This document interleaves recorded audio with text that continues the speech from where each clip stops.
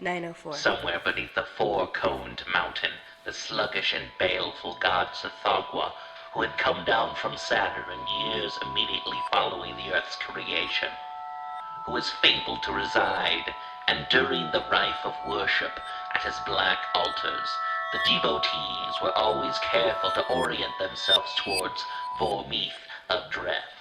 Other and more doubtful beings than Aqua slept below the extinct volcanoes, or ranged and ravaged throughout the hidden underworld. But these beings, few men other than the more adept or abandoned wizards, profess to know anything at all. This episode is brought to you by BunnySlippers.com. Subscribe to PGTTCM with DB Spitzer and Sarah Fee wherever you subscribe to podcasts. We use Podbean and Apple Podcasts, but some other folks use Stitcher as well. Check out our new website at www.pgttcm.com. Check out our new PGTTCM merch over at pgttcm.threadless.com. We have 2 new shirts this week. Check out our Rat Fink inspired Aqua shirt and our new Join a Cult shirt. Follow us on Twitter and Instagram at PGTTCM and Facebook and YouTube at People's Guide to the Cthulhu Mythos. Written and edited by Daniel Spitzer. Audio by Sarah Fee and Daniel Spitzer. Music by Kevin MacLeod.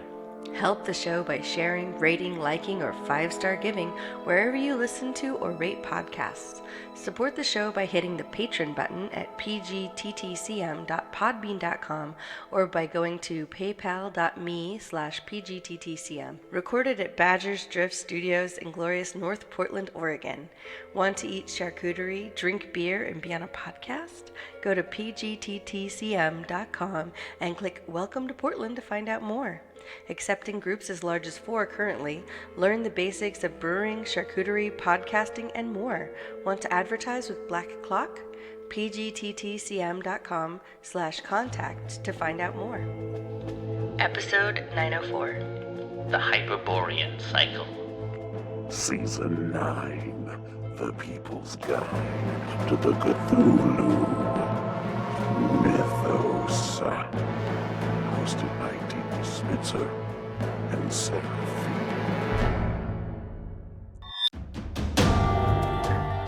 The Hyperborean Cycle is a series of short stories by Clark Ashton Smith that take place in a fictional prehistoric setting of Hyperborea.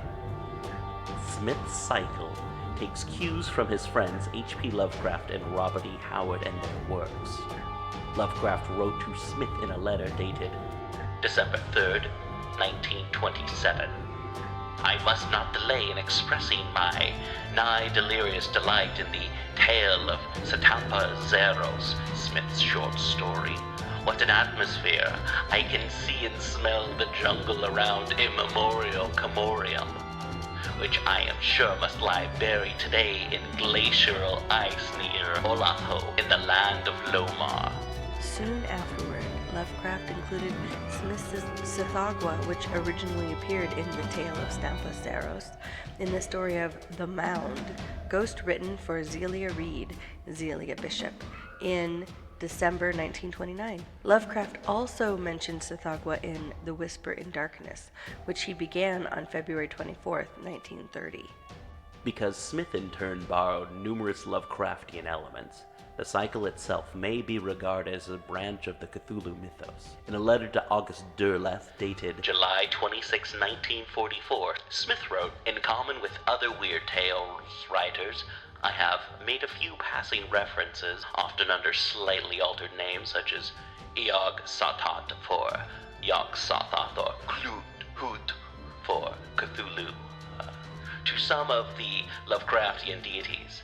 My Hyperborean tales, it seems to me, with their primordial, pre-human, and sometimes pre-mundane background and figures, are the closest to the Cthulhu Mythos. But most of them are written in the vein of grotesque humor that differentiates them vastly. However, such as the tale of the coming of the White Worm might be regarded as a direct contribution to the mythos. The Hyperborean Cycle mixes cosmic horror with an Iron Age setting. Adding to the peril is the rapidly approaching Ice Age, which threatens to wipe out all life on the Hyperborean continent. A host of other deities play immortal roles in the cycle. Foremost is the toad god Tsithagwa, who dwells in Mount Vormithadreth. Hyperborean. Hyperborea is a legendary continent in the Arctic. Before it was overwhelmed by the advancing ice sheets in the Pleistocene Age, Hyperborea was a warm and fertile paradise, with lush jungles inhabited by the last remnants of the dinosaurs. A race of yeti-like bipeds known as the Vormi once populated Hyperborea, but were wiped out by the pre-human settlers who migrated here from the south. These pre-humans built the first capital of Hyperborea at Camorium. Later they moved to Azuladrom, where prophecies foretold of Camorium's doom. Great Old Ones. So many great old ones running around during this period, many of them hanging out in the same area. Abath. He described a sort of pool with a margin of mud that was marbled with obscene offal, and in the pool a grayish, horrid mass that nearly choked it from rim to rim. Here, it seemed, was the ultimate source of all miscreation and abomination, for the gray mass wobbled and quivered and swelled perpetually, and from it, in manifold fission, were spawned the anatomies that crept away on every single side through the grotto. There were things like bodiless legs, or arms that flailed in the slime, or heads that rolled, or floundering bellies with fishes' fins, and all manner of things malformed and monstrous that grew in size as they departed from the neighborhood of Abath. And those that swam not swiftly ashore when they fell into the pool from Abath were devoured by mouths that gaped in the parent bulk. Clark Ashton Smith, The Seven Guises. Abath, the source of uncleanness, resides in the cavern of Aqua beneath Mount Vormithadreth. It is a horrid, dark gray protean mass, as it is said to be the ultimate source of all miscreation and abomination. Obscene monsters constantly form in Abath's gray mass and crawl away from their parent. No two of Abath's children are alike. In general, they are complex life forms, but the majority of them are simple-minded, acting on impulse. Their forms can be anything from amorphous blobs and singular body parts to queer humanoids and monstrous mutants. Abath's tentacles and limbs grab many of them, pulling them back and devouring them. Most of those that escape simply wander off. Only a few of them tend to their sire's needs. Abath has twisted and a cynical mind, and can communicate telepathically with others near him. Abath is also mentioned in Colin Wilson's The Mind Parasites. Atlatnacha. In the short story, The Seven Guises, 1934, Atlatnacha is the reluctant recipient of a human sacrifice given to it by the toad god Tsithagwa. Atlatnacha resembles a huge spider with an almost human face.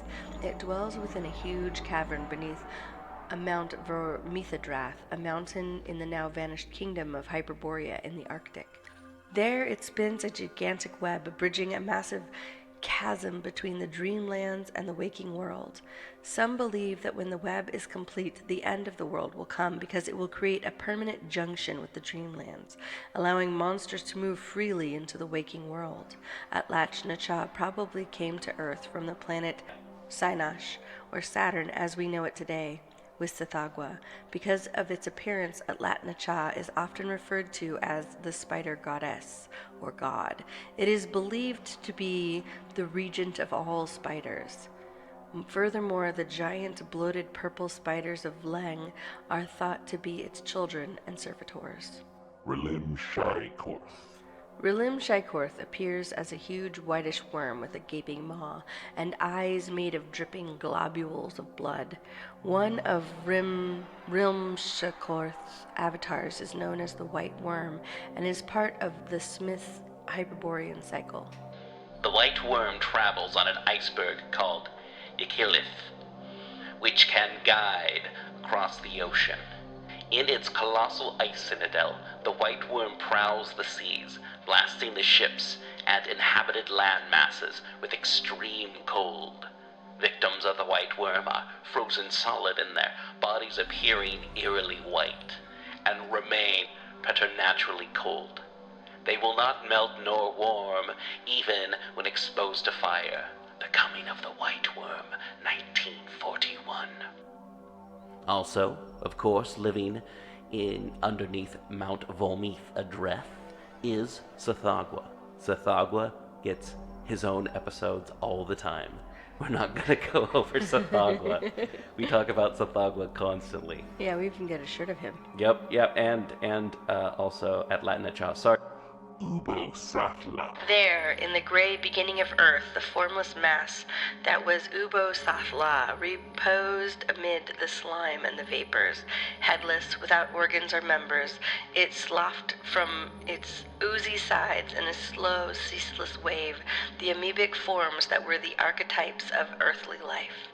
Horrible it was. If there had been aught to apprehend the horror and loathsome, if there had been any to feel loathing, about it, prone or tilted in the mire, there lay the mighty tablets of star-quarried stone that were writ with the inconceivable wisdom of the pre-mundane gods.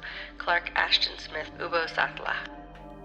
Ubosathla, the unbegotten source, the demiurge, is described as a huge protoplasmic mass resting in a grotto deep beneath the frozen earth. The being is of a monstrous fecundity, spontaneously generating primordial single-cell organisms that pour unceasingly from its shapeless form. It guards a set of stone tablets believed to contain the knowledge of the elder gods. Ubosatla is said to have spawned the prototypes of all forms of life on Earth, though whatever its pseudopods touch is forever devoid of life. Ubosatla is destined to someday reabsorb all living things on Earth. Ubosatla possibly dwells in the gray Litan Yakwa. The being may also dwell in Mount Vormithadreth and may have spawned another of its residents, the being Aboth, whose form and nature is very similar. This similarity has led some writers to speculate that Ubosatla and Aboth are the same entity viewed at different epochs under different names. The tablets that Ubosatla guards have been oft sought by sorcerers, though no sorcerer has yet succeeded in acquiring them. Yaoundé. Yaoundé, the elk goddess, is the name of the deity worshipped in the waning days of Hyperborea. Yaoundé's priests also banned Tsathoggwa's cult, and her inquisitors punished any heretics. As the Hyperborean civilization drew close, Yaoundé's priests fell out of favor and the people returned to worship of Tsathoggwa. According to the parchments of Phnom, Yaoundé is the wife of Nar-Lethotep, messenger of the outer gods. Camorium. Camorium was the first seat of power in Hyperborea, established by the pre-human migrants from the south. In its heyday, Camorium was a grand city built of marble and granite and marked by a skyline of altitudinous spires. Legend has it that the populace fled Camorium when the white Sibyl of Polarium foretold of its destruction.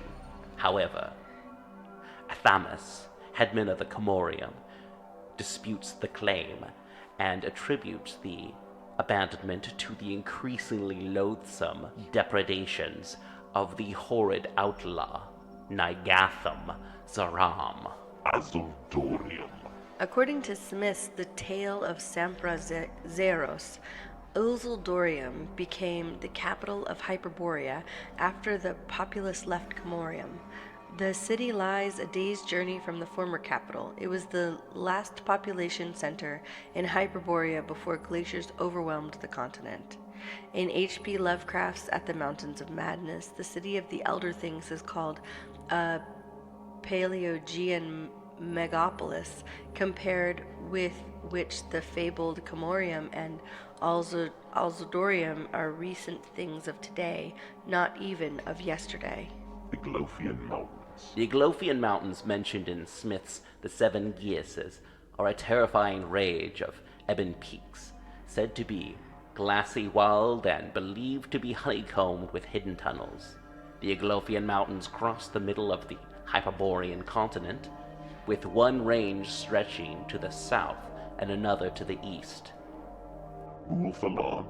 Muthalan was a province in the northern Hyperborea, famous for its sorcerers, and it was where the wizard Ibon dwelled, as well as many other notable wizards of Hyperborea, such as Zon Mezamalach. Mount Vormithadreth. Mount Vormithadreth is a four-coned extinct volcano and is the tallest peak in the Aglophian Mountains. It is the dwelling place of various horrors, including the toad god Sithagwa and the spider god Atlatnacha. Aqua. The gray-litten caverns of Aqua is the dwelling place of Abath, the source of uncleanliness. It is indirectly connected with the cavern of archetypes. Atlatnacha originated here. Aqua might be the true home of the enigmatic Ubo-Sathla. Cavern of the Archetypes. The Cavern of the Archetypes is a vast cavern inhabited by the spectral archetypes of all life on this earth. Nug and Yeb reside here. Polarium. Polarian is a region of northern Hyperborea separated from the rest of the continent by an unnamed mountain range. It used to be a fertile place, but was later overtaken by glaciers. The White Sibyl is said to originate from here.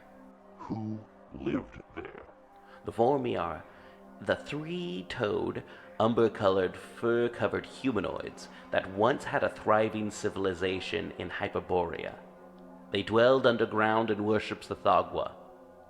After most were wiped out by pre-human settlers, the most savage of the Vormi became restricted to the caves at the upper slopes of the Aglophian Mountains. Before Hyperborea's fall, the remaining Vormi were hunted for sport.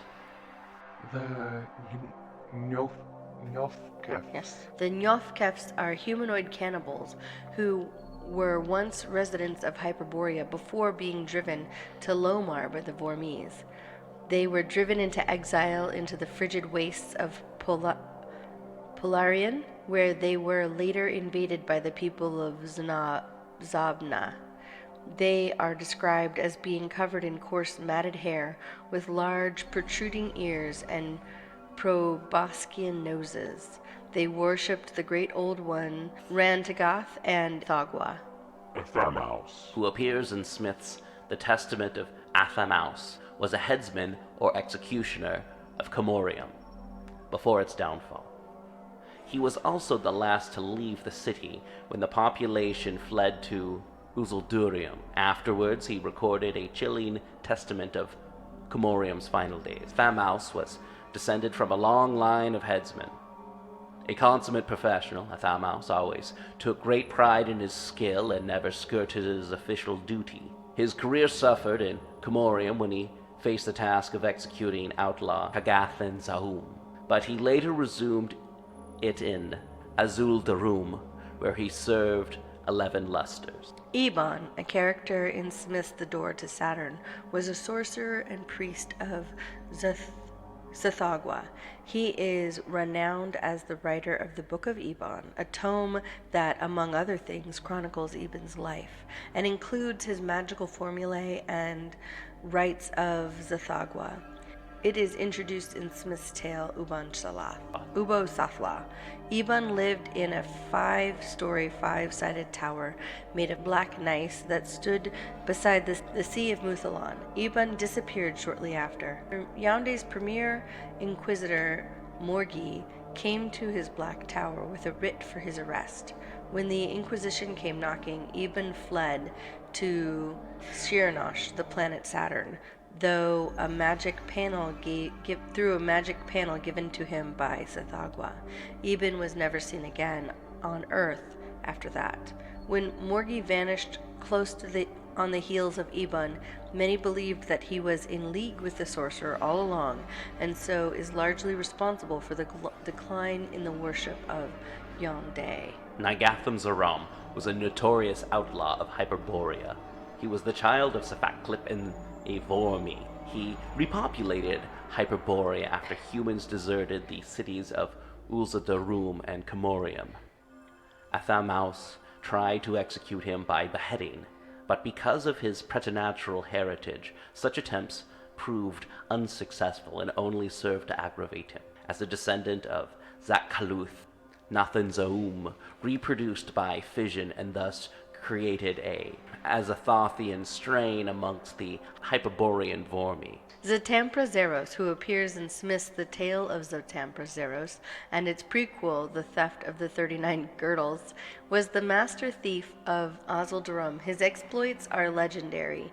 He lost his right hand during a failed venture to loot the deserted city of Camorium, though his companion Tivroombilos suffered a worse fate.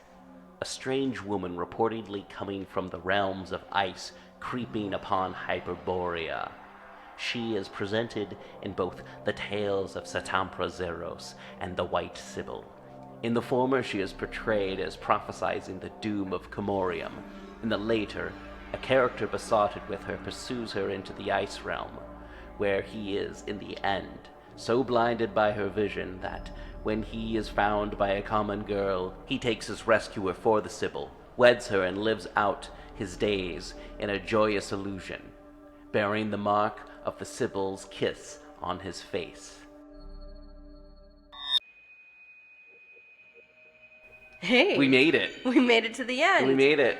We still have some time for banter. Woo! Cool. Yeah. So, what's been going on with you for the last month? Well, we just got back from Mexico City. Mexico City. Oh my goodness. Yeah. Everyone saw the photos of Mexico City. If you're not, go to Instagram, go to People's Guide to the Cthulhu Mythos. Can I just say- Black Clock Audio Tales. Mexico City is so beautiful. Oh yeah, I love Mexico City. It was so beautiful, and it's like, especially when you're in the historic district, it really feels like a European city in a lot of ways. Yeah, we it's stayed this- in the downtown historic.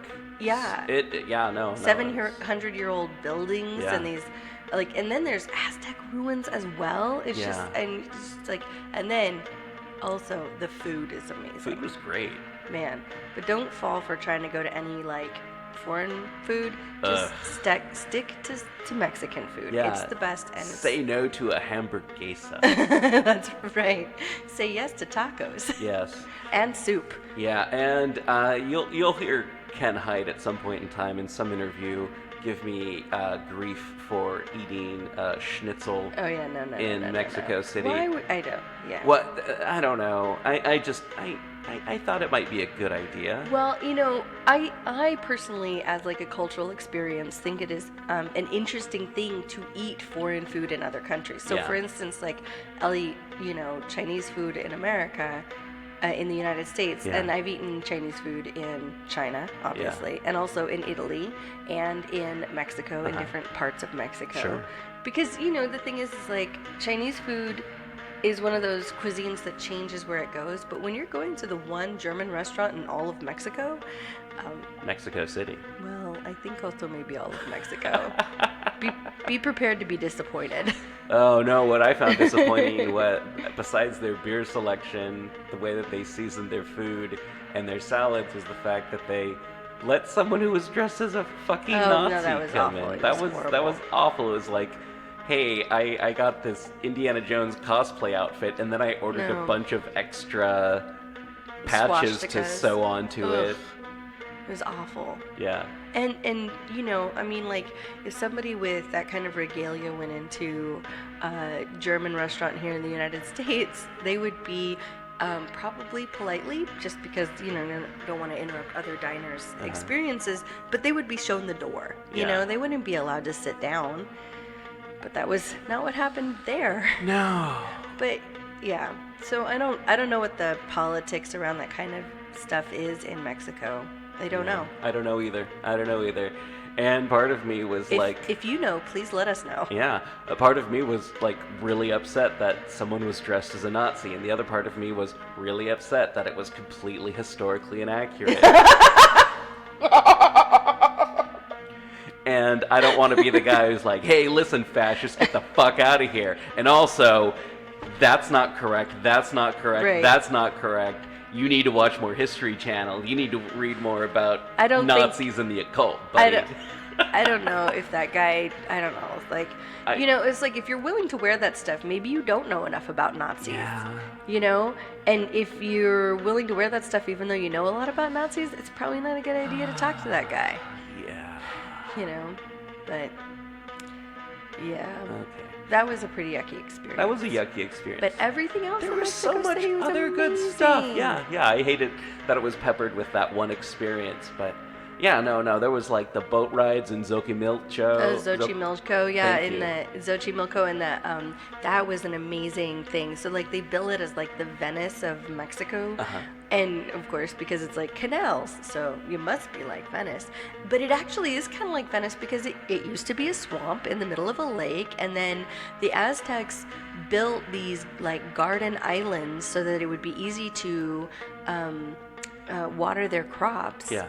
And then they grew all the food for an entire city of like 2 million people, which, let me tell you, 800 years ago, that's a huge accomplishment to have such a big city, and to be able to feed them. Yep.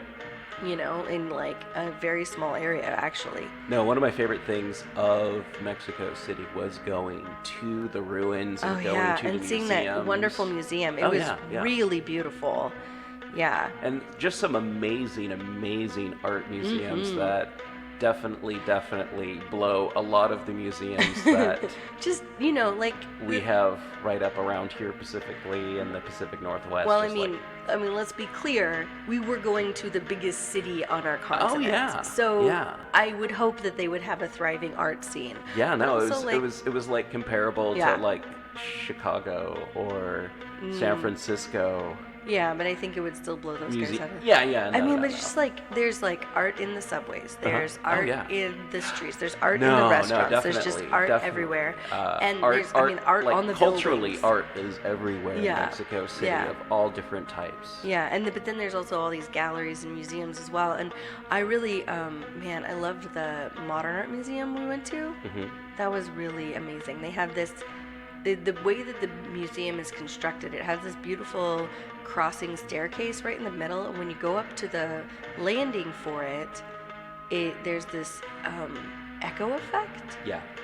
It was amazing. Yeah. Like a hyperbolic curve where you can talk on one side and hear it on the other. It was like that. Yeah. You were there. Yeah. Yeah. So, we had a great time in Mexico City. And let's see, recently we also went to and saw a couple of movies over at the Hollywood Theater for their Summer Bummer double feature. Yes. Yeah. Yes. And do you remember the titles of do you remember the title of the first one? It Came From Nowhere? It Came From Nowhere, yeah. Yeah. And that one was, oh my God, that was a really good movie. It was really good.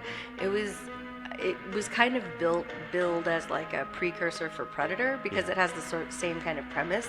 But I haven't seen Predator, but I really liked this one. Thanks. But I really liked it a lot. The acting was really good. The special effects were really good. It was apparently we were watching the last print in existence. Yeah. So the print quality, which was over 40 years old, wasn't that great. The color was all off and like that, but it did not interfere with like the immersive experience of watching the film. Yeah. I really felt the like scariness, and then the sound cues for the monsters were just really like, you're like, people would be walking around and you'd be like hearing the sound cue and you go, oh no, they're gonna get killed, and it was like the whole thing was just it was amazing. Yeah, it was really good. And then the movie after that was Satan's Cheerleaders. Which was not as good. But between the two, we got to have a Q&A with the writer-director of Satan's Cheerleaders and director-producer of It Came From Nowhere. And you can definitely, he definitely told us that one was a labor of love, the other was a cheap cash grab. A cash grab exploitation. I need to get some more, like, credits under my belt. We need to get some money. It's like, hey, Debbie Does Dallas just came out, and also The Exorcist. What can we do? Right. People are into Satanism and cheerleaders right now. Let's combine them two. And, Let's get some devil worshiping. Let's flash a little bit of titty. Yeah. Let's make sex sex jokes the whole time. Kinda, yeah. Debbie's a slut. Yeah. Well, Debbie is. That's a good point. I hadn't put that together. There's a cheerleader in the movie called Debbie who is always like volunteering to have sex with everybody. Yeah. Yeah. Indeed. Satan's cheerleaders. Yeah. Yeah. At least all the girls survive. Yeah. That's nice. Yeah, it's kind of like a reverse horror movie. Yeah, right? All right, well, up next we have Dave's Corner of the Universe and Ken Height. Woohoo! Tink. Just remember, check out our new website over at www.pgttcm.com. Check out our new PGTTCM merch over at pgttcm.threadless.com. 2 new shirts. Check out our Rat Fink inspired Sathagwa shirt and our new Join a Cult shirt. Follow us on Twitter and Instagram at PGTTCM and Facebook and YouTube at People's Guide to the Cthulhu Mythos.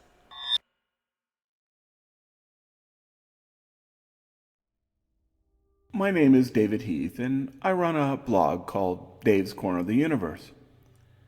I've been invited here to discuss the great old ones and a specific great old one. But before I do that, I'm going to tell you a little story about where I used to work.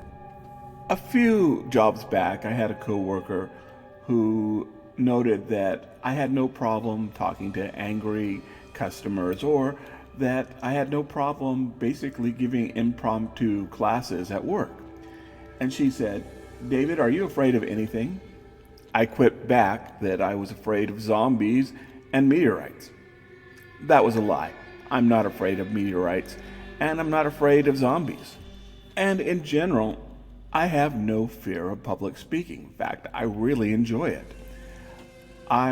If I had a superpower, it would be 2. 1, I literally never get bored.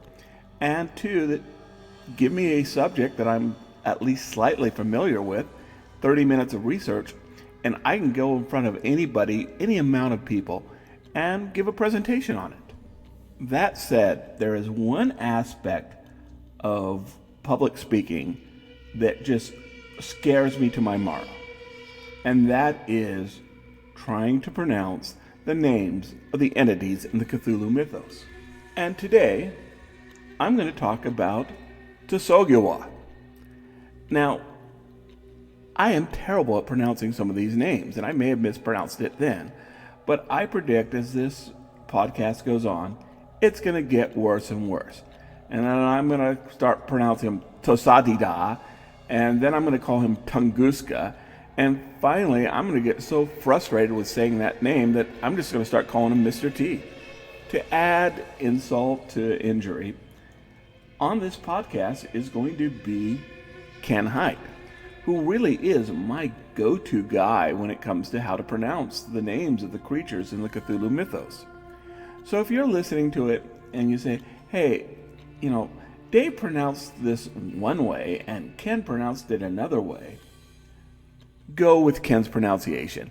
I guarantee you're going to sound smarter than if you go with mine. So, in the words of the classic Salt and Pepper song, let's talk about Tsoghiwa. Tsoghiwa was not invented by H.P. Lovecraft. It actually was created by Clark Ashton Smith.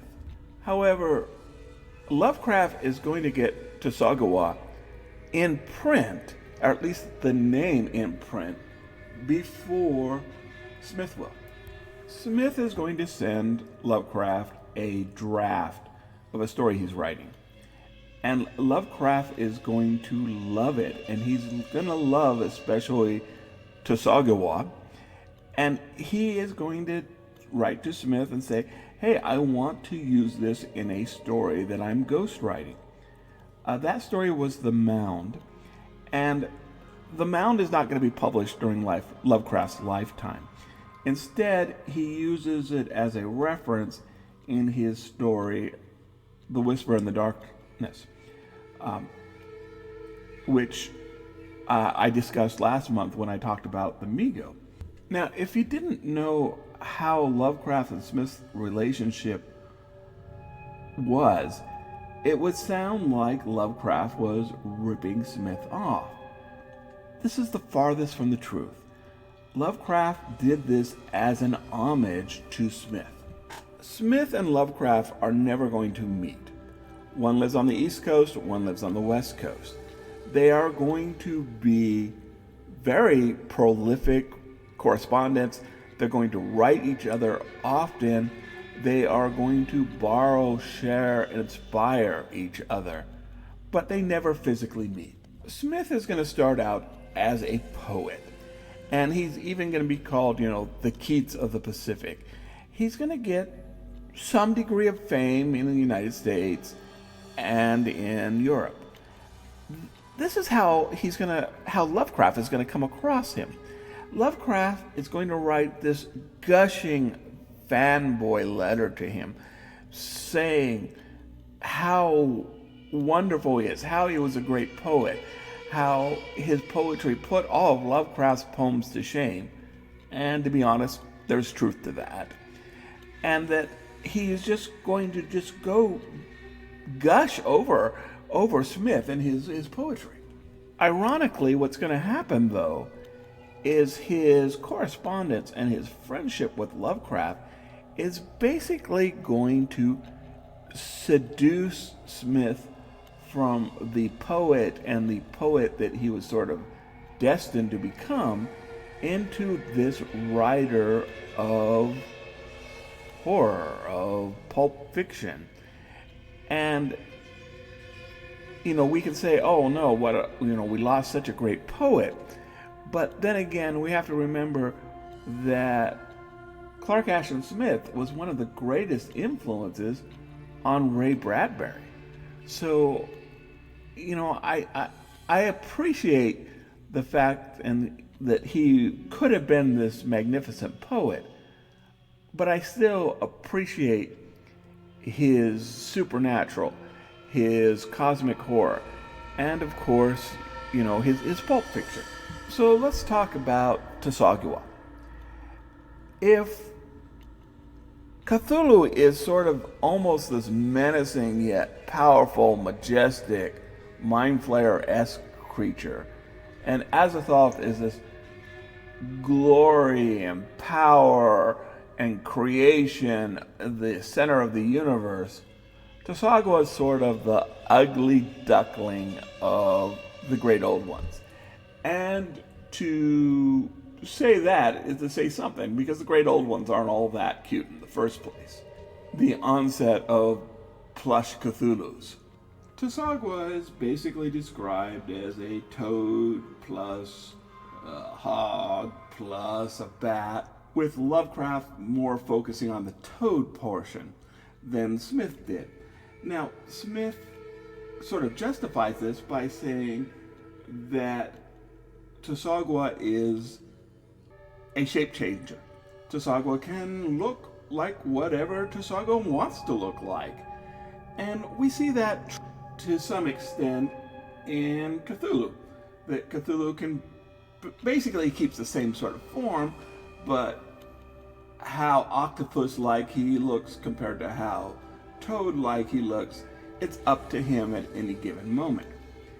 Now, I don't give a lot of credit to Lovecraft's Family Tree of the Gods. I think that was written as a joke. But he has Tsathoggua and Cthulhu being cousins. So if we were to think that maybe they really are sort of this family connected somehow, biologically, genetically, more even maybe spiritual family, that their true forms may resemble each other, and that when they travel to the planet Earth, they choose separate, independent terrestrial forms. Now that's a thought I had. Again, I kind of shoot myself in the foot when I say it, and the fact that I don't think Lovecraft meant, the Family Tree of the Gods to be taken seriously. I think he wrote it as a joke. Lovecraft has Tsathoggua being worshipped by the underground civilization of Nikai. And he has that a more primitive, non-human species taught these sort of advanced subterranean humans that live in Nikai about Tsoagwa, or Tupelo as I may call him next.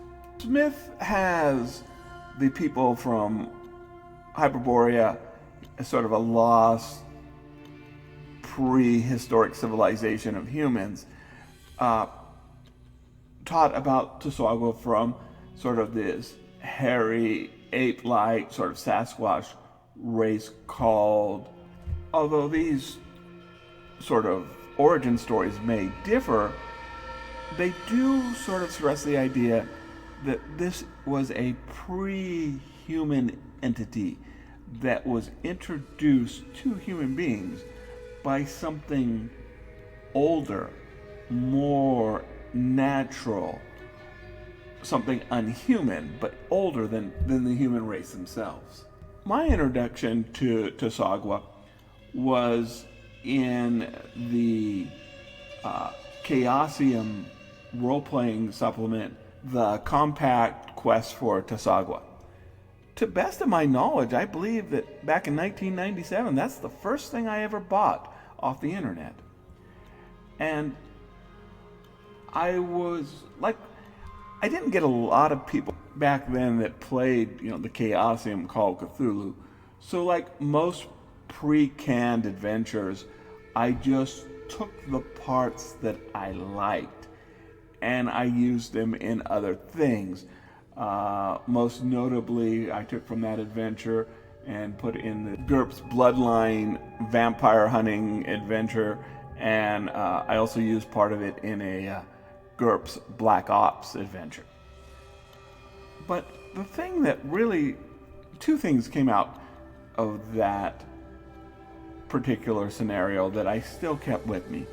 One was the connection that Tsoagwa had, and by Tsoagwa, the rest of the mythos had with these ancient civilizations like the Hyperboreans, and also these primitive non-human races like the Vermis. The other is this just awesome scene where the adventurers, as I remember, are supposed to be sort of, they're watching. It's kind of a passive scene, but they see a polar bear comes and basically gives, reverence and, obeisance to Tsoagwa at a shrine. And that just shows them the power that this creature has at a primal animalistic level. That it's almost, human beings, I don't want to say are too advanced, but we have things like doubt and fear, and maybe we envy, maybe the cult of Hastor has better robes or something, and so I'm sort of tempted to leave the cult of Tsoagwa. Or heck, I just can't take a cult seriously if I can't pronounce the name of its deity. But with this scene, we see that nature instinctively sees the power in Tsoagwa and in the mythos. And even though it may not be intellectual worship as we human beings conceive of it, it's there. And to me, that is a powerful scene. So my next really experience with Tsoagwa was the Chaosium book, The Tsoagwa Cycle. And I love these collection of books by Chaosium, especially the ones dedicated to individual deities. Now, I picked this one up basically because my local Borders was going out of business and they had a bunch of these books that were half price. I mean, I'm sure I would have picked it up eventually, but I was much more interested in, the Dunwich Cycle or the Nyarlathotep cycle, than Tsagawa. But, you know, a half-price book is a half-price book. The short story that I really liked in that one was by Gary Myers, and it was called The Horror Show.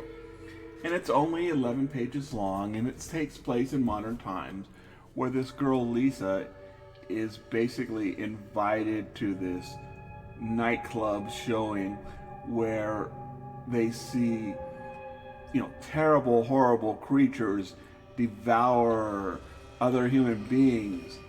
And at the end, she basically turns to her date and says, you know, I almost believed it was real. You know, it was such a great show. It was a show, wasn't it? Question mark, question mark, question mark. And the man who is in on it the whole time says, yes. Yes, it was. To me, this captures the zeitgeist, or the essence of Tsagawa. That it is this force of primitive nature that can exist secretly in our society. But mankind, humankind, they sort of resist it. Because it is so primal, so primitive, it makes up excuses, and it can see this terrible thing such as human sacrifice and just explain it away. At this time, I will resist any temptation to make some sort of comment about comparing that with our current state of United States politics. My name is David Heath, and I appreciate you spending the last couple of minutes as we discuss the great old one known as Tsagawa, Teddy Ruxpin, Texarkana, or whatever the heck his name is. Thanks again, David, and you can find Dave at Dave's Corner of the Universe, and you can find that in our show notes, or just Google Dave's Corner of the Universe. Up now, Ken Hite. It was Founders Mas Agave. It's amazing. It's like if you put tequila in the transporter from the Star Trek episode The Enemy Within, and you teleported it, and the evil tequila was sent to a distant planet, and the good tequila came and was a beer. That's what it tastes like. It's amazing. Wow. It's an Imperial Goza aged in tequila barrels brewed with agave and lime and salt. You know, I like it anytime that food or wine is described using a Star Trek analogy. So yeah. Well, that was so good that I had to break out a Star Trek analogy to describe it. That's how good it was. Yeah, I had that at Maria's in Chicago, and it was excellent. So, not necessarily going to say that you're going to be as blown away by it as I was, but you appreciated mezcal just now, so I thought, sure, yeah, perhaps DB would enjoy Founders Mas Agave. Yeah, definitely. It's the bomb. I didn't just, call you up to talk about alcohol, even though I think we could definitely do DB and Ken talk about liquor and spirits and whatnot for 2 hours. when you do your next series of podcasts that's nested within the first series of podcasts. So it's People's Guide to the Cthulhu Mythos presents Black Clock Radio's Dark Brew. We're getting close to that. In which you are just podcasting about beer and spirits. Very much so. And then I can come on that show, and we can talk about it. Awesome. Right. Yeah, so I'm always happy to have you on the show, Ken. I've been listening to quite a bit of Ken and Robin talk about stuff as of late, just because it's fun to listen to while I do yard work. My definition of fun, and I'll fight anyone on that. And yeah, I have to say, it's like, first it's like, I always like listening to Ken Hite talk at panels. It's always fun to hear that and listen to Ken Hite talk on other podcasts. But listening to you talk about gaming from the inside of gaming, how to run a successful game, how to deal with problematic gamers, to don't just like ban them, like find out what the problem with the source is. I mean, that's more of like Robin's solution, not yours necessarily. Yeah. It's because Robin is Canadian. Yes. But it's like really neat to hear like a balanced kind of like, you know, if Ken's ideas don't work, Robin's ideas might work for you. But it's also kind of like how to be professional in like people who want to break into gaming and how to write well, and just kind of like fun kind of explorations of alternative timelines. And I just have to say, if anyone hasn't been listening to Ken and Robin talk about stuff, I highly recommend people go out there right now and check it out. Well, thanks very much. That's very nice of you. Yeah. We do what we can. 350 episodes and climbing, so Yeah. obviously it's too late for us to stop.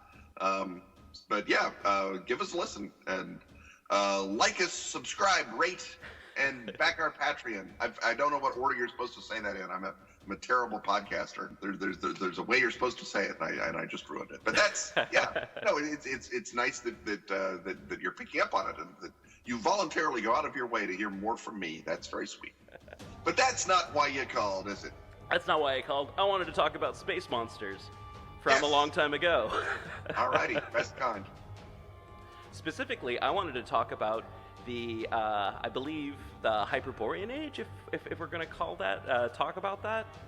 Yeah, I mean, the trouble with calling it the Hyperborean Age is that you slip and you call it the Hyperborean Age, and then suddenly you're one musketeer over. Yeah. I don't know. I think people call it like the Hyperborean Cycle because they want to feel fancy, or just Hyperborea or the Hyperborea stories if you're just trying to sort of pile them up. I don't know. The book was called Hyperborea. That starts us, right? Yeah. But yeah, whatever noun you use, Hyperborean is the thing that Clark Ashton Smith, because I guess at some point someone should say his name, brings to the table, or rather borrows from ancient Greek lore and theosophy and a couple of other places, and lays it out and says, this Lovecraft imaginary gods and monsters and wizardry stuff is kind of fun. I'm going to write them myself, but I'm going to set them in the primordial past, not in the present day, not in Rhode Island. Although, of course, he wrote things like Return of the Sorcerer that are legitimately straightforward, modern-day weird tale stories in every way. Mm-hmm. But I think things that we are most comfortable talking about, or certainly had more of the special Clark Ashton Smithness that we love about him, come when he's making up his own stuff, whether that's Averoin or Zothique or Hyperborea. That it's not for him the sort of quotidian, let's take this square block of Providence and drill down and find out who lived there and make a cool story about that I love so much about Lovecraft. It's very much here is a fantasy realm that happens to be set on Earth in primordial Greenland or in medieval France or in the far future or something, and that sort of connection to the real keeps him just grounded enough that when he's off spinning his crazy Clark Ashton Smithery, I think it has a nice earthy quality to it as well. And I guess that's, that shows up in sort of the nature of the stories and also in the gods and monsters, as you alluded to earlier. As I was talking about, I personally feel that the Seven Gias is a good example of the Hyperborean Age or the Hyperborean Cycle, kind of like picks and chooses a little bit here and there and talks about Tsathoggua and Elatnacha and some fun things there. Is what would you recommend people check out if they wanted to really get a sense of the Hyperborean Cycle? I mean, one of the nice things about it is short stories. It's not super long, detailed novels that you have to drill yourself into and parse through an appendix. It's a bunch of really great short stories. And I agree with you very much. Seven Giases sets you up as a glorious, because it's basically a Shaggy Dog story. And I just love the way that it sort of says, oh no, the princess is in another castle and also she's a giant spider. The sort of way that he jerks around Smith again. He takes some time to make up these crazy names, and it feels irresponsible not to remember. Ralabar Vuz, the way that the poor jerk is dragged around. That's why I actually rank it as one of my favorite, and I think one of the best mythos stories, because it shows that you can do the same themes of cosmic futility, but you just do them as a joke. Yeah. Right? Yeah. Lovecraft says in many cases that Nyarlathotep is doing all this stuff as a joke, and that he chanced to mold the earth in play in the poem, or that the mocking laughter of Nyarlathotep, etc., etc. But Lovecraft does not, and I think we can agree, have a huge sense of humor in his stories. He has a great sense of humor in his letters, Yeah. but his stories are very, very serious. And to see the same exact themes of cosmic nihilism played out as basically a joke on Ralabar Vuz, I mean, and that's thematically very interesting, in addition to it being funny and creepy and weird and just transcendently imaginative. And again, I say that the stories aren't novels, Yeah. but if anyone had as many good ideas in a row as are in Seven Geniuses, it would be a 7-volume fantasy series, and it would take 200 million words to get through. Yeah. And instead, Clark Ashton Smith just bangs it out there, just dings a homer right over the back of the bleachers. It's an amazing story, just on every level, really. The craft of it, but also the horror that I think people underestimate because it is so funny, right? Yeah. No, I'm really surprised no one's really ever done anything with this commercially. Yeah, and part of it is that Smith is still, I think, under copyright. He's not as public domain as Lovecraft is, or even the part of Howard that is, because Smith, of course, lived, and good for him, he lived a good long life after stopping writing in the 30s. So 70 years past the death of the author is farther along, and whoever is the Smith estate, I think, sort of got on the ball and renewed copyrights and things like that. The degree to which Smith is public domain, I'm pretty sure he's not. And so you can't just borrow the Seven Geniuses, but then conversely, Oops. is there going to be a big upside to doing a fantasy, Quest of the Seven Geniuses movie or TV show? Maybe not, because it's a very rarefied taste, I think. Sure. Smith is.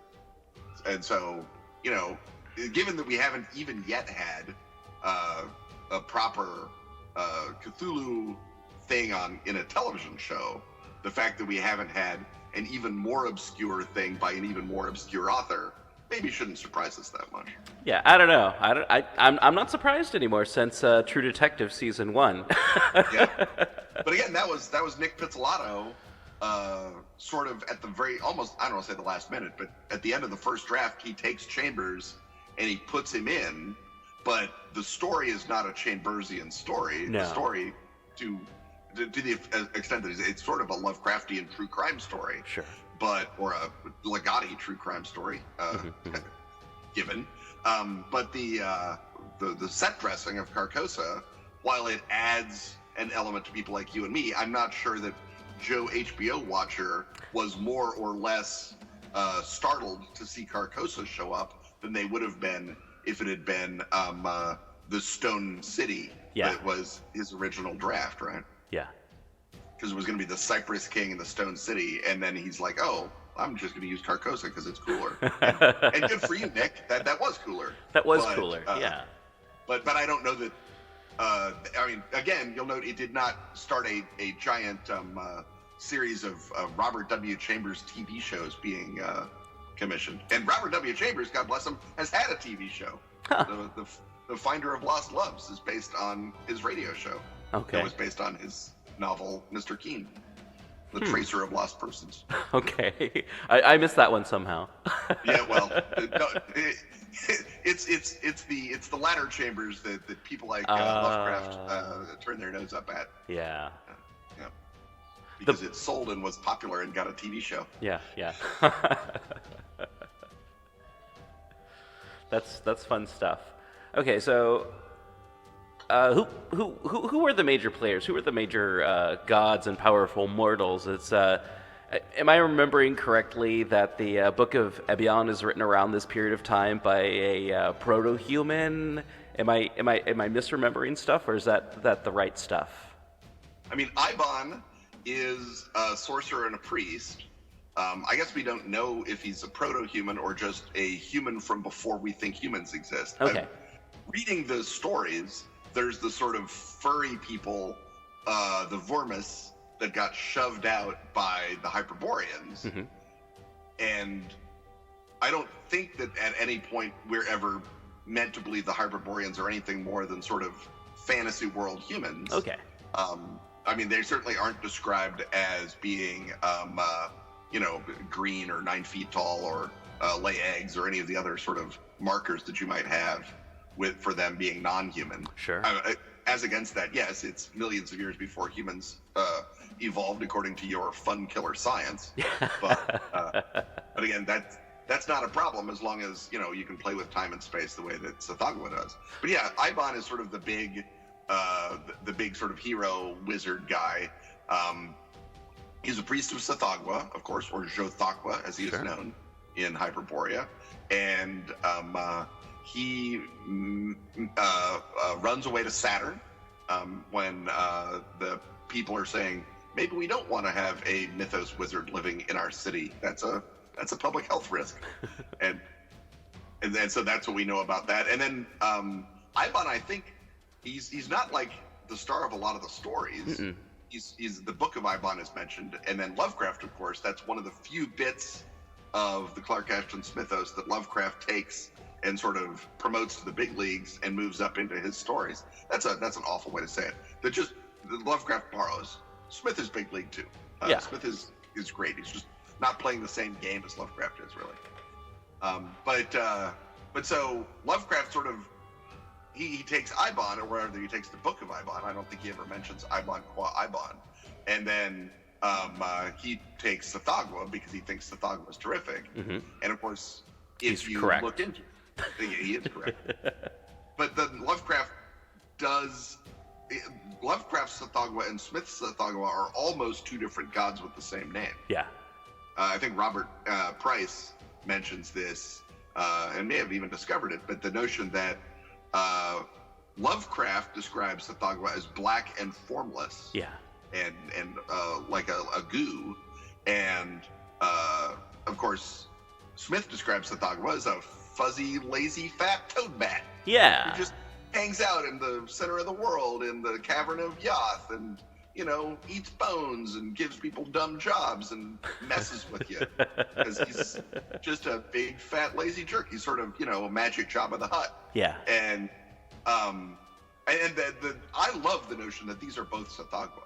Yeah. Right? This is just two different versions of the same god, like Zeus and Jupiter, right? Mm-hmm. That some of the myths are with one and some of the myths are with others, and it's just, who are you and what are you looking at? And the notion either that Tsathoggua is a formless goo that takes the shape of a toad bat in the primordial world to mess with Hyperboreans. Mm-hmm. I love that. I love the notion that Tsathoggua was once a toad bat, but as he kept focusing eldritch power, he began to dissolve into a formless goo. I like that. I like all of it. I like the notion that he's multifaceted, and what you see depends on who you are or where you're standing. Okay. That he's like Yog-Sothoth or Nyarlathotep, that he's a fractal god. That actually kind of leads it up into something that I was thinking about, which was, it's like, I was thinking about the story about the thief who loses his hand, Zephyros. Oh man, I'm just totally... Zatanthos. Thank you. Thief who loses his hand, they're being chased around by this like gooey thing that runs around and all these little things and whatnot, and I'm like, was that actually Tsathoggua? Was that like some sort of like Tsathoggua? Did something happen to Tsathoggua? Was he corrupted in some way? And then it like makes me think more about like more than a relic of the I don't know if it's the Thurian or the Hyperborean Age, but we have this Batrachian entity that babies are horribly sacrificed to. I think in Monstrous or Malleus Monstrum, Chaosium implies that it's Golgoroth, but they talk about it being this like shapeless, formless, like toad type thing. Is like, is that Tsathoggua? Is there a bunch of Batrachian godlike entities running around Earth in the Hyperborean and Hyperborean Age?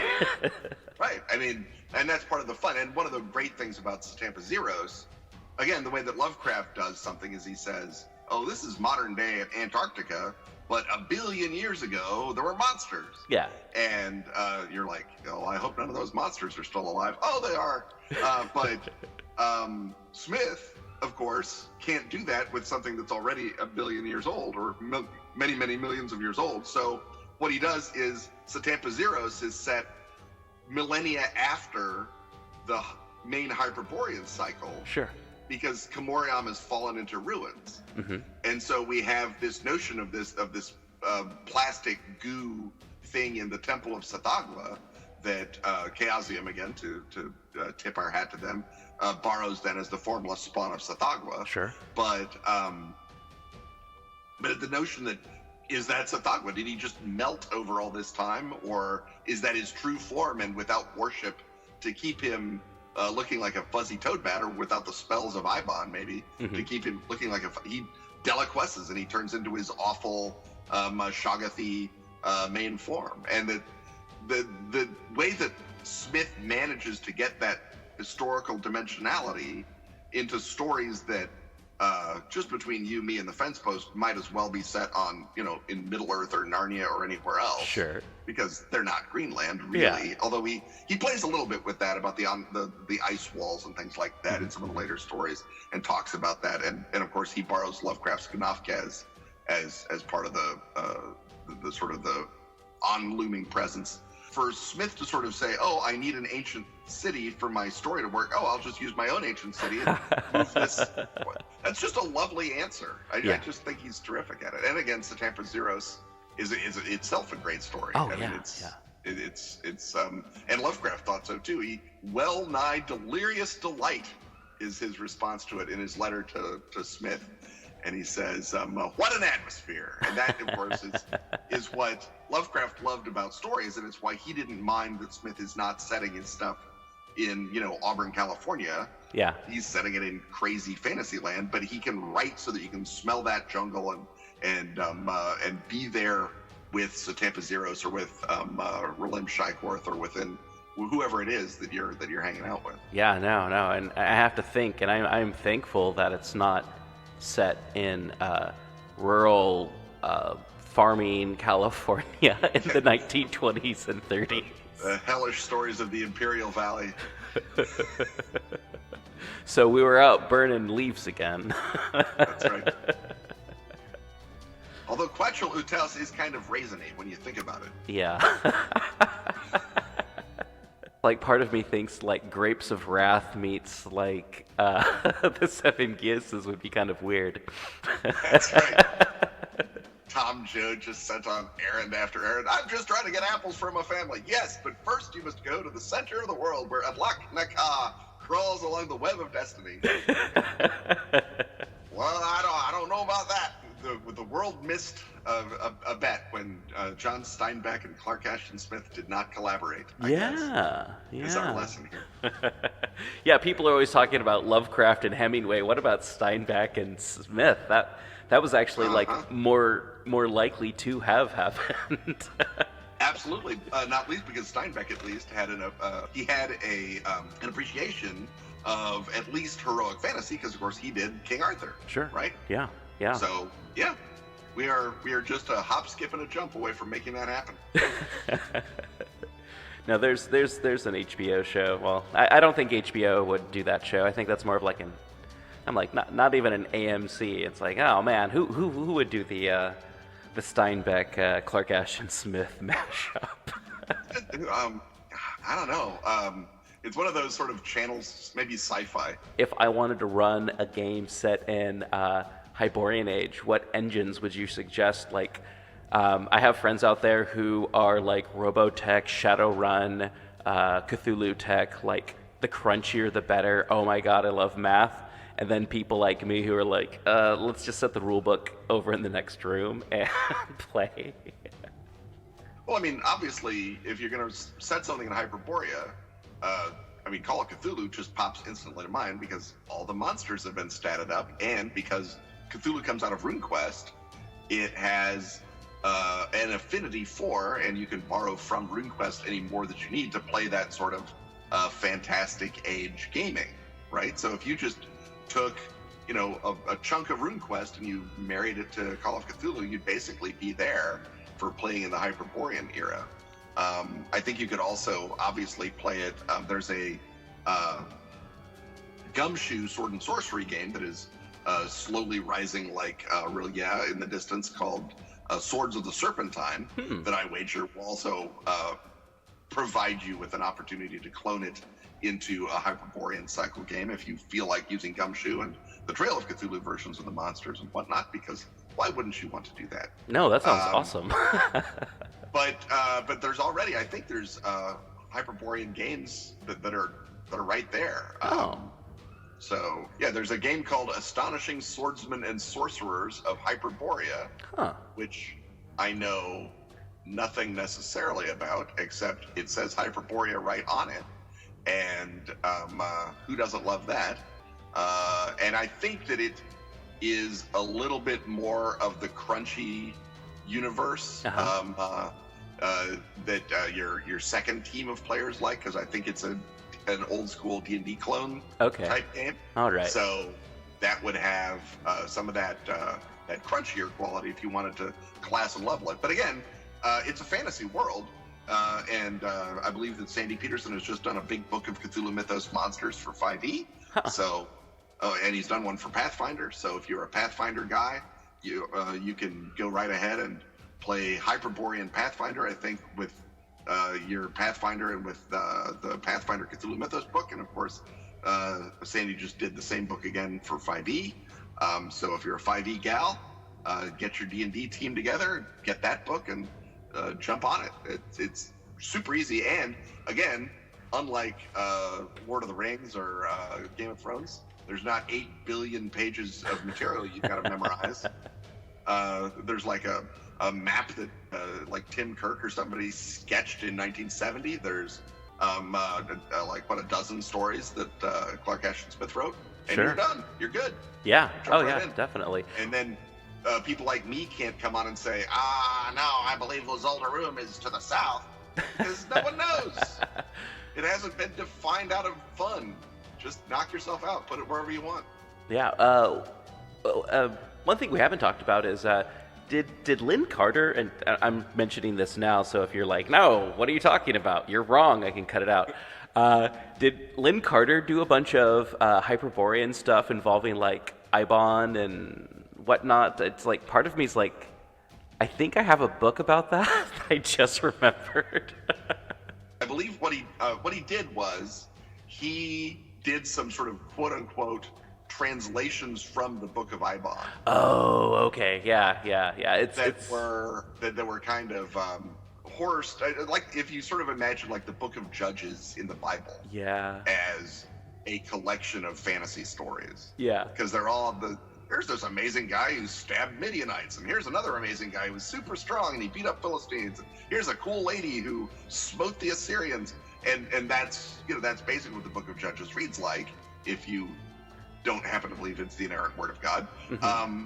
It reads like cool fantasy stuff, and exactly. I think that's what Lynn Carter did with the Book of Ibon. He wrote sort of like little episodes from the Book of Ibon that were fantasy stories, but that were also meant to be part of mythos scripture to the extent that means anything, right? Sure. Yeah, no, that stuff is really fun for role-playing games. I'll definitely say that. Yeah, I mean, Lynn Carter definitely gives you the sort of pink slime that you can make your role-playing game fast food tacos out of. Oh yeah, definitely. I give mad props to Lynn Carter at providing raw materials from which something fun could be made. Yes. I don't know that I've read a single Lynn Carter story that I enjoyed as a story. No. But certainly, if you want more of that sweet Hyperborean heroine, Lynn Carter is your methadone. Stairs in the Crypt, Scroll of Morlock, a bunch of these sorts of things that were basically meant to be sort of adventures of Ibon or adventures in the Ibon era that Ibon is writing down fictively. And so I think Chaosium has a collection called the Book of Ibon that has most of them. Yeah, that's the one I think I have one I think I have for sure, definitely. Yeah, and again, I would not call it mandatory by any stretch of the imagination. Yeah. If someone were to come to me and say, Ken, I want you to make a Hyperborean game, I would say, do we have rights to Lynn Carter? Because, again, the raw materials for cool stuff is there. Oh, sure, totally. But I would not necessarily say, if you haven't read Lynn Carter, you don't get to play in Hyperborea. No, I would say good for you, well chosen, spending your time doing other things. Here's the thing, a bad Lovecraft pastiche is still bad, don't get me wrong. Sure.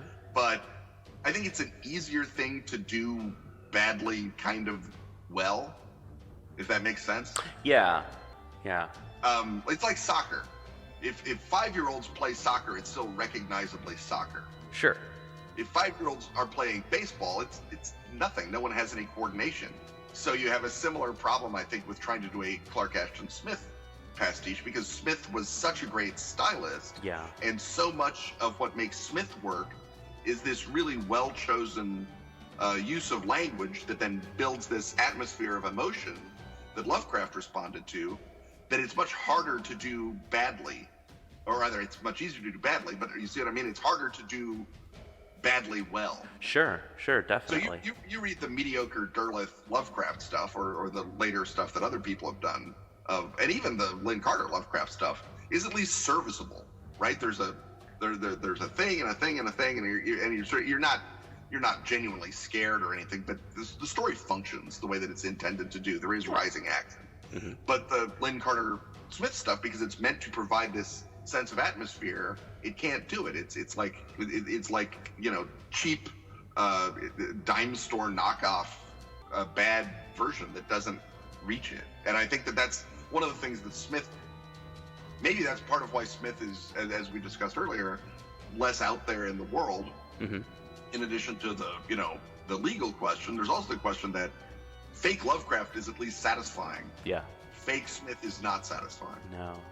And it makes me now think why we have so much Robert E. Howard and Robert E. Howard clones out there. Yeah. And again, and this is not to diminish Robert E. Howard. No. Both of them are amazing writers, and if you read the untrammeled Robert E. Howard in the new cleansed of L. Sprague de Camp and Lynn Carter Dross, yeah, you rediscover how great those original Conan stories were. Oh yeah. But again, I think it's easier to write a story about a burly guy killing people with a sword and still get where you're going than it is to have that sort of arch Smithian tone and language going. That's just a harder act, because so much more of it is in emotional attitude and in the poetic atmosphere. I mean, Smith, of course, began as a poet, mm-hmm. and he was a very good poet. He was, recognized by George Sterling, who was a real poet that you would be taught in poet class if you went to poet school. And George Sterling said Clark Ashton Smith is a great poet. He's terrific. And then there's an argument. It turns into the Bag on Lovecraft show, and it certainly shouldn't, because God knows we both love Lovecraft. Definitely. But there's an argument that the reason Lovecraft stopped writing as much poetry as he did in the first half of his life mm-hmm. is that he sort of started corresponding with Smith, and then was like, oh, I can't be sending Clark Ashton Smith my garbage poetry. Maybe I should do something else. And so his poetic output peaks the year before he writes to Clark Ashton Smith in 19 and 20, and then it drops off a cliff. Not drops off a cliff, but it goes way down once he's corresponding with Clark Ashton Smith. And I think maybe that's, if Lovecraft recognized he couldn't write like Smith, maybe we should all recognize that. Yeah. Stuff. Speaking of space monsters, and things in the stories, I am a big fan of Abha. Okay. The source of uncleanness. Source of all uncleanness. Yeah. And the fact that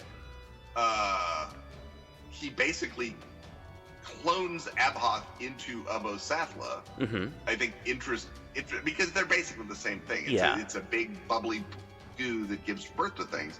Abosathla is sort of retconning Abhoth into being a cosmic joke in the same way that the cycle is, because of course it's a similar bubbling goo that is what all life comes from. And Abhoth originally is like, oh, she's just the source of uncleanness, but Obasathla is the source of all life. Yeah. But I like the sort of I like Abhoth just as a sense, because we've all, we've all left something in the garbage disposal or whatever. I mean, you make beer in your basement, you're practically kissing cousins to Abhoth every other day, I imagine. You walk in and something just smells not just wrong, but nothing has ever smelled this wrong before. And that ability, and again, that's something that Smith shares with Lovecraft, that ability to convey odor in language is not common. But I enjoy Abhoth and the notion that Abhoth is like constantly creating and then regretting its own children. I think that's just me as a writer. It's like you're always making stuff and you're like, oh, that was misshapen. That was malformed. Certainly. I should not have allowed that out. I'm going to extend a tentacle and try and pull it back into my pool before anyone sees. Definitely. And so I think Abhoth is a terrific concept that no one ever does anything with. And again, even when Smith did something with it, he changed it to make it Obasathla. Yeah. But still, Abhoth is cool.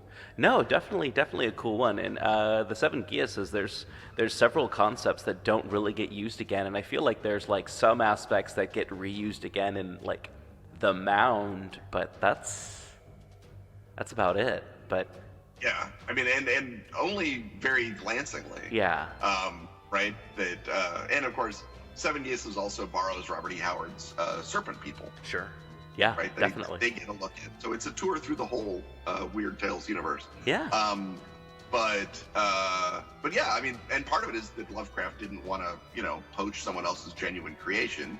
His borrowing of Tsathoggua was done out of good fun and with permission, and didn't infringe on Tsathoggua. And I think you and I both agree made it even better. Yeah. But Lovecraft can't go around bigfooting everything, because that's, first of all, Lovecraft's got his own ideas, and second of all, that's uncool.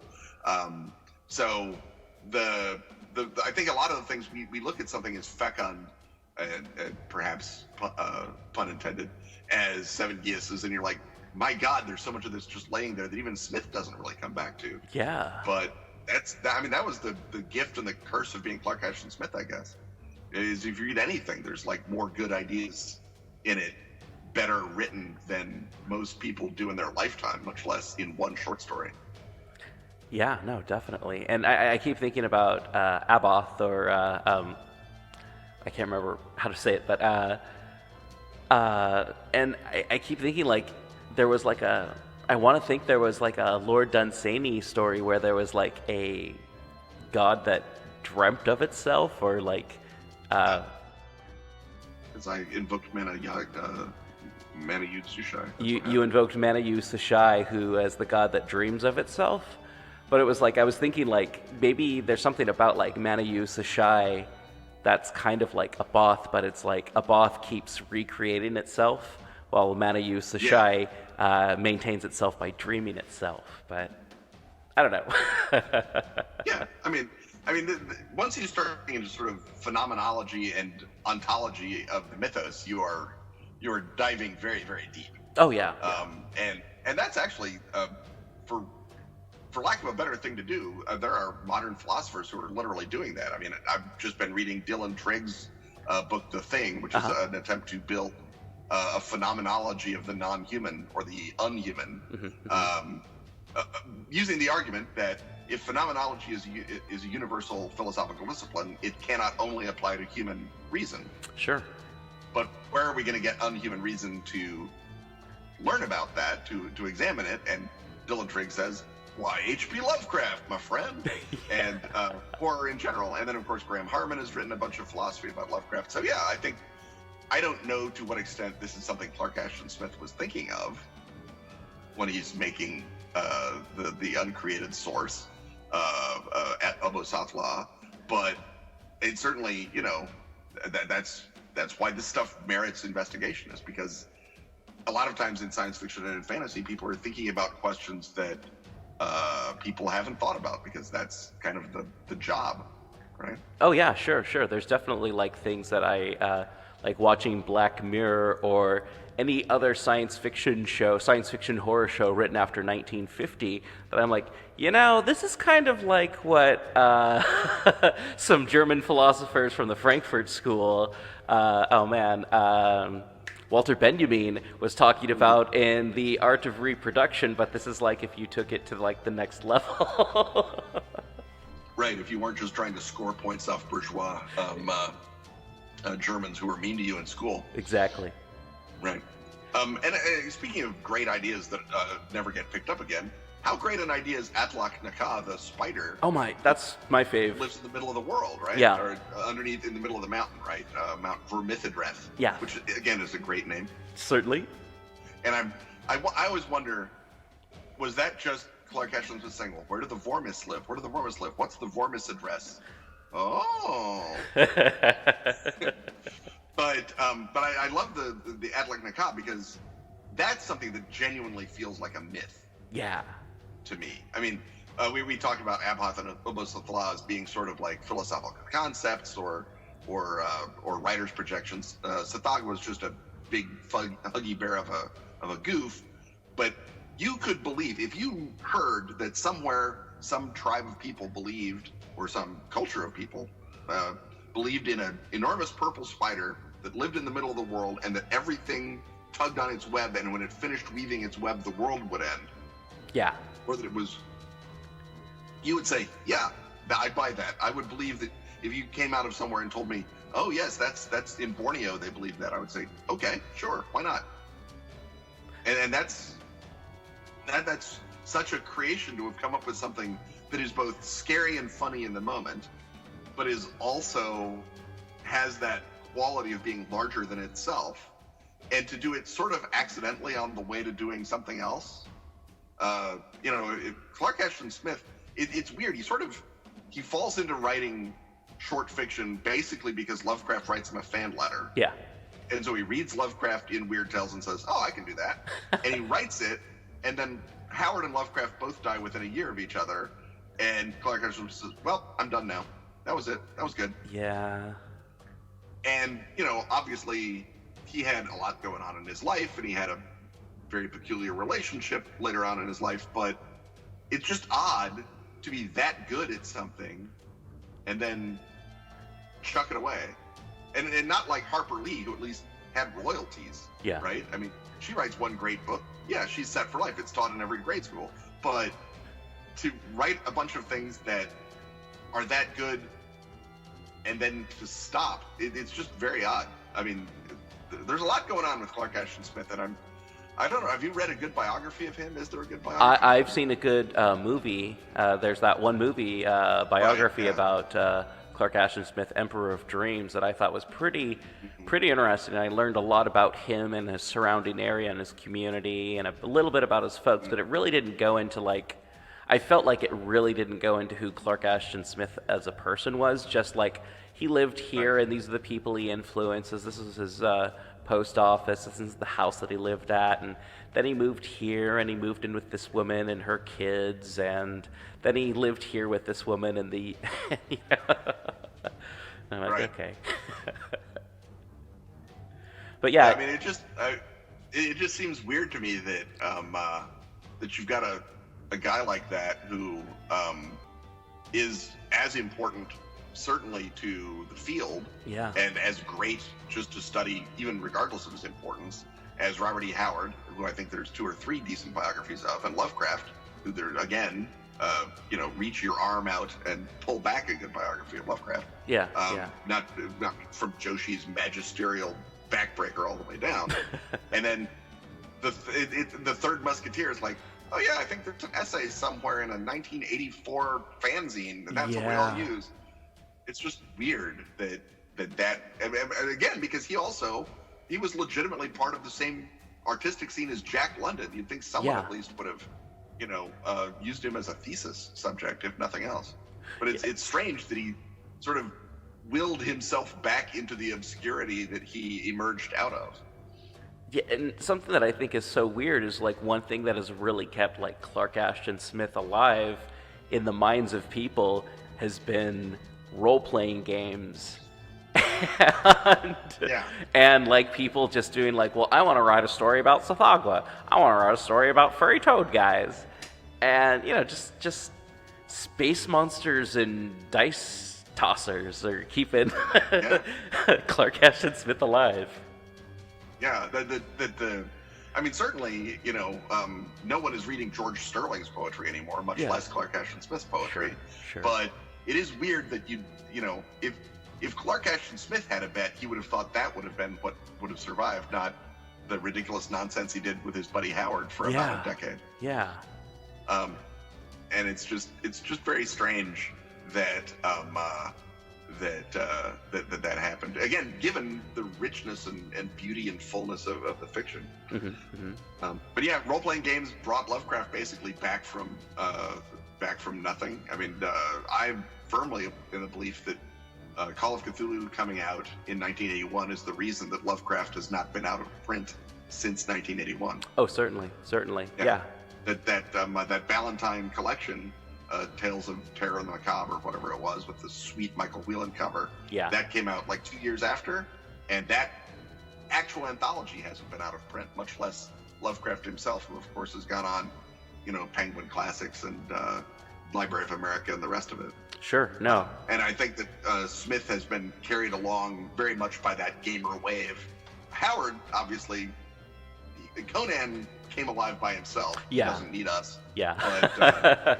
But yeah, I think very much people wanting to find, dice stats for Relim Shykorth, the ice worm, are the people who are keeping Clark Ashton Smith sort of in the conversation to a large extent. Yeah, because I remember even being like, okay, I need to use a monster that no one's using, that Dennis Detweiler hasn't put his name all over, and that Glancy guy hasn't used up yet. All right, okay.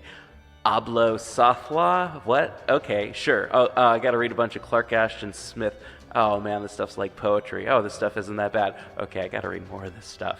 And then I never finished the mod I was working on. You just pulled it back into your pit before you released a misshapen thing. Oh, definitely. You were following the way of Abath. Yeah, no, and it's I think about it, and it's like Abath is kind of like this sort of creation myth, kind of somewhere between this is where all life spawns from, but this is also where all of life's somewhere between a creation myth and a Pandora's box. Well, we've got Atlatna Cha, who's when the world ends, the world ends. It's like you have your beginning and your end in the whole same story and a whole bunch of in between. Yep. And then that I think is, I guess, what I was getting at when I was saying that the Seven Keys is itself cosmic horror. Yeah. It's just that people don't recognize the cosmicity of it. Certainly. Yeah. Because it's funny. And we are conditioned by things like Color Out of Space to not have the humor reaction going on at the same time as the horror reaction. Yeah. But I mean, one of the fun things about Smith is that he does, he has that whole self present in his fiction. Oh yeah, definitely. So Ken, what kind of stuff do you have in the pipeline right now? What big projects do you have going on? Well, I can tell you, speaking of books of monsters, Hideous Creatures, the bestiary of the Cthulhu Mythos that I wrote over a period of about 3 years, and then Gar Hanrahan and Ruth Tillman and a number of other good authors came along and finished up. That's out now in physical form, in leg-breaking tome form, or in convenient handy PDF if you'd like, from Pelgrane Press, and you can go get that. That takes the Lovecraft monsters primarily and looks at them through a bunch of different angles, because of course Lovecraft's goal when he made up Deep Ones was that he thought vampires and werewolves were played out, and now of course if you played Cthulhu games, you hear a Deep One and you're like, okay, I know what this is, I'm good.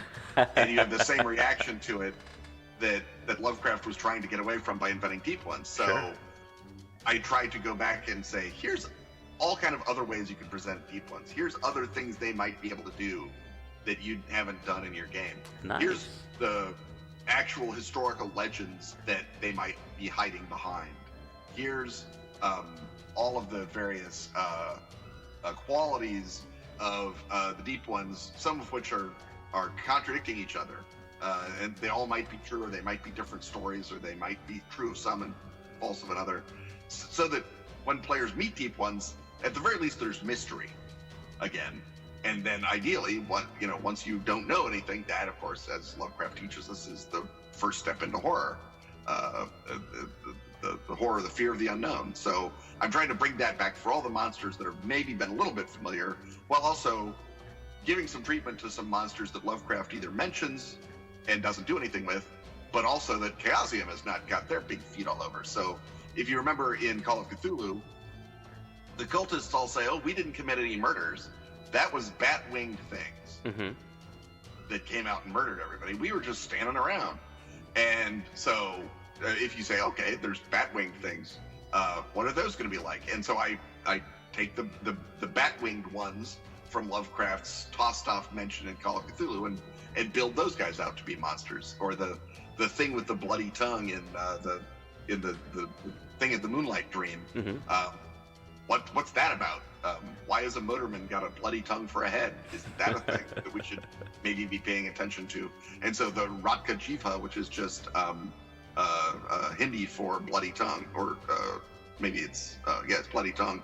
So put that in there.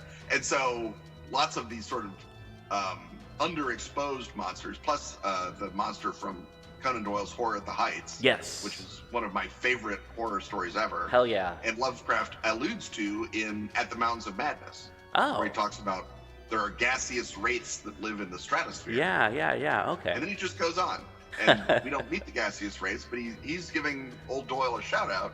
And I said, well, if Lovecraft is tipping his hat, that means I have an excuse to put it in there. Sure. So the gaseous wraiths get a big treatment. So it's sort of a combination of taking the monsters that you know and are maybe a little bored with, or your players are bored with, and trying to let you put some spins on those, including the Serpent People from Howard, including the Wendigo, which have the advantage of having a big body of actual legendary behind them before Blackwood even gets to them. Yeah. So lots of these monsters, running them through a bunch of different visions. Then, they all got the clues that they leave behind, so you can find them with your Gumshoe characters, your Trail of Cthulhu characters, and scenario seeds, so that you can start right away from that book. So it's sort of it's not a comprehensive bestiary. It's not the beloved Malleus Monstrorum that we were talking about, but every monster in it is treated so deeply, ideally, and so multidimensionally that you can always be ringing changes on it. That you look at the deep ones in this book, and your deep ones, whatever else happens to them, they're not going to be the boring same old deep ones, right? So that has just come out, and then I am in the process of finishing up the essays for the second volume of Tour de Lovecraft, The Destinations, and I am breaking those as I go through and look at Lovecraft's individual settings and say, what does Lovecraft mean when he talks about Egypt? Right? Yeah. I mean, he means Egypt, but also what does that signify to Lovecraft? Why does he mention it? What's it doing in his work? Why does Lovecraft, what does Lovecraft think Oklahoma is? Yeah. When he's setting the Yig cycle there. What's that about? And so to try and look at setting in Lovecraft, because obviously Lovecraft believes setting is super important. It's more important than character. But there haven't really been any sort of comprehensive looks at how does Lovecraft use setting. So I thought that would be a fun thing to make the next Tour de Lovecraft book about. And yeah. I am, as is traditional, I have bitten off perhaps more than I could chew. So I am cranking through those as fast as I possibly can. My Kickstarter backers have been very, very patient and good. Very nice. Very understandable. But they would like to see the book, so I would like to finish it. Yeah. So that's what I'm on right now. Very cool. Very, very cool. Special thanks again to Ken Hite for coming on the show again and talking about the Hyperborean Cycle. Up next, more show. Thanks again, everyone. Remember to keep it squiggly. And stay weird.